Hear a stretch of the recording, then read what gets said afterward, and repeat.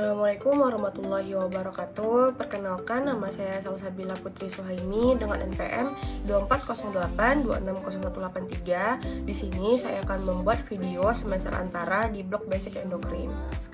Baik, di sini saya akan menjelaskan apa itu thyroid disorder. Nah, jadi thyroid disorder itu atau gangguan tiroid adalah kondisi ketika kelenjar tiroid tidak bekerja secara normal.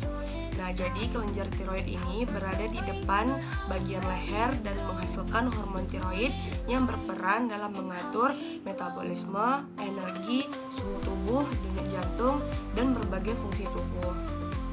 Nah, jadi gangguan tiroid ini juga dapat menyebabkan produksi hormon yang terlalu sedikit, terlalu banyak, pembengkakan kelenjar, peradangan, dan munculnya nodul atau kanker.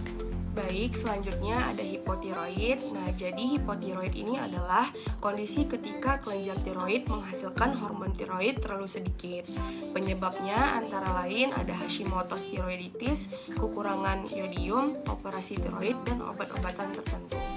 Gejala yang dapat muncul adalah seperti mudah lelah, berat badan bertambah, tidak tahan dingin, kulit kering, konstipasi, depresi, atau perubahan suasana hati. Jadi penanganan utamanya adalah pemberian levothyroxine untuk menggantikan hormon tiroid yang kurang. Dan selanjutnya itu ada hipertiroid. Nah, jadi hipertiroid ini merupakan kebalikan dari hipotiroid, yaitu ketika tubuh menghasilkan hormon tiroid terlalu berlebihan. Penyebab yang umum adalah Graves' disease, toxic nodular goiter, dan beberapa jenis tiroiditis.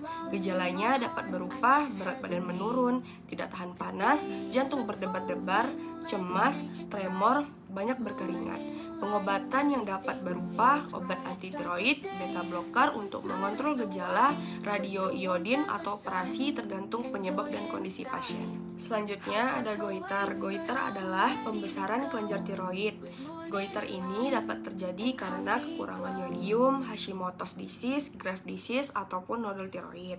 Gejala utamanya adalah adanya pembengkakan pada leher. Jika ukurannya besar, pembengkakan dapat menyebabkan kesulitan menelan ataupun bernafas. Nah, jadi penanganannya ini bergantung pada penyebabnya. Dokter dapat melakukan observasi, memberikan obat, atau melakukan tindakan lain bila diperlukan. Selanjutnya ada tiroiditis. Tiroiditis adalah peradangan pada kelenjar tiroid.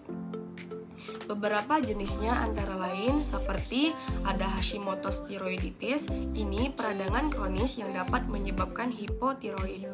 Nah, yang kedua itu ada subakut tiroiditis, biasanya dapat menyebabkan nyeri pada leher.